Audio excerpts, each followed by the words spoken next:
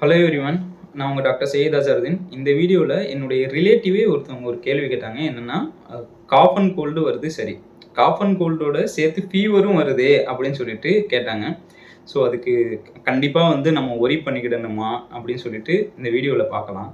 என்ன அப்படின்னா, நான் ஏற்கனவே நம்ம ஒரு வீடியோ போட்டிருந்தோம். அதாவது நார்மலாக ஒரு குழந்தைக்கு ஆவரேஜாக ஒரு வருஷத்தில் எத்தனை தடவை காஃப் கோல்டு வரும் அப்படின்னு பார்த்தா 8 தடவை வரும்.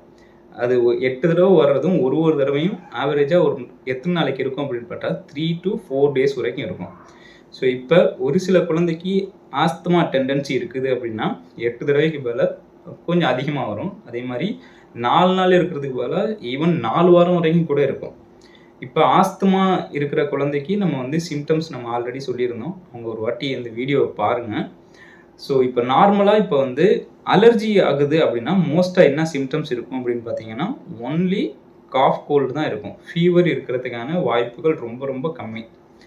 இப்போ இன்ஃபெக்ஷன் ஆகுது, வைரல் இன்ஃபெக்ஷன் ஆகுது அப்படின்னா ஃபீவரும் வரும், ப்ளஸ் காஃப் அண்ட் கோல்டும் இருக்கும்.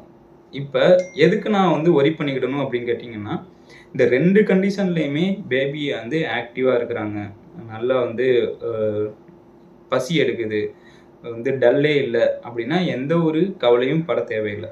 இப்போ பாக்டீரியல் இன்ஃபெக்ஷன்னால பேபிக்கு ஃபீவர் வருது, அப்புறம் காஃப் கோல்டு வருது அப்படின்னா என்ன ஆகும் அப்படின்னா, பேபிக்கு ஆக்டிவிட்டி டல் ஆகிடும், அப்புறம் பசி எடுக்காது, எப்பயுமே பார்க்கும்போது அந்த சிக் லுக் இருந்துக்கிட்டே இருக்கும். ஸோ இந்த கண்டிஷனில் தான் நீங்கள் ஒரி பண்ணிக்கிடணும். ஸோ இந்த கண்டிஷனில் தான் நீங்கள் ஆன்டிபயோட்டிக் கொடுக்கணும். இந்த கண்டிஷனில் தான் நீங்கள் ஓகே, என்னுடைய குழந்தைக்கு உண்மையாகவே கேர் தேவைப்படுது அப்படின்னு சொல்லிட்டு நீங்கள் அர்ஜென்ட்டாகவே டாக்டர்கிட்ட கூட்டிகிட்டு போகணும். ஸோ மற்ற இருக்கிற நான் சொன்ன இந்த அலர்ஜி கண்டிஷன்லையும் இன்ஃபெக்ஷன் வைரல் கண்டிஷன்லையும் நீங்கள் ரொம்ப ஒரி பண்ணிக்கணும்னு அவசியம் இருக்காது. நான் சொன்ன மாதிரி யூஸ்வலாக 3 to 4 டேஸ் அதுவாகவே சரியாயிடும். இப்போ அலர்ஜி கண்டிஷனையும் இந்த வைரல் இன்ஃபெக்ஷனையும் எப்படி கம்மி பண்ணலாம் அப்படின்னு சொல்லிட்டு பார்க்கலாம். ஸோ அலர்ஜி கண்டிஷனை நீங்கள் கம்மி பண்ணணும் அப்படின்னா நல்லா ஞாபகம் வச்சுக்கணும், உங்கள் குழந்தை அதிகமாக வீட்லேயும் ஸ்கூல்லேயும் தான் இருப்பாங்க.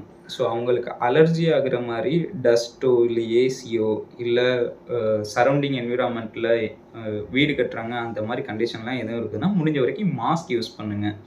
அதே மாதிரி உங்கள் ஸ்கூலில் நீங்கள் ஒரு வாட்டி போயிட்டு இன்ஸ்பெக்ட் பண்ணலாம், அவங்களுக்கு அலர்ஜி ஆகிற மாதிரி எதுவும் இருக்குதா.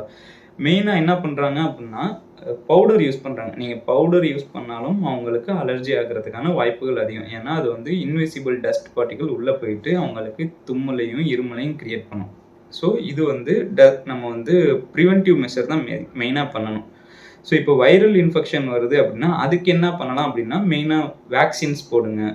அப்புறம் யாராவது சரௌண்டிங் உங்கள் ஃபேமிலிலேயோ இல்லை உங்களுக்கோ இருமல் தும்மல் இருக்குன்னா உங்கள் குழந்தைகிட்ட நீங்கள் அப்ரோச் பண்ணுறதை கம்மி பண்ணுங்கள். அதே மாதிரி ஸ்கூல்லையும் கண்டிப்பாக யாரு கூடயாவது இருமல் தும்மல் வைரல் இன்ஃபெக்ஷன் இருக்குது அப்படின்னா அவங்க கூடயும் உங்கள் குழந்தைய கான்டாக்டில் போகிறத கம்மி பண்ணுங்கள். எப்படி பண்ணலாம் அப்படின்னா, அவங்களுடைய பர்சனல் திங்ஸ், வாட்டர் பாட்டிலை யூஸ் பண்ணுவாங்க, ஃபுட்டை ஷேர் பண்ணுவாங்க, இதெல்லாம் பண்ணக்கூடாது.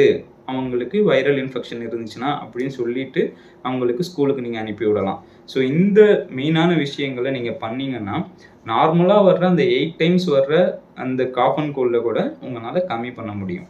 ஸோ எல்லாருக்கும் இதை ஷேர் பண்ணுங்கள், நம்மளுடைய சேனலை சப்ஸ்கிரைப் பண்ணுங்கள். உங்களை நான் அடுத்த வீடியோவில் சந்திக்கிறேன். Until then bye by.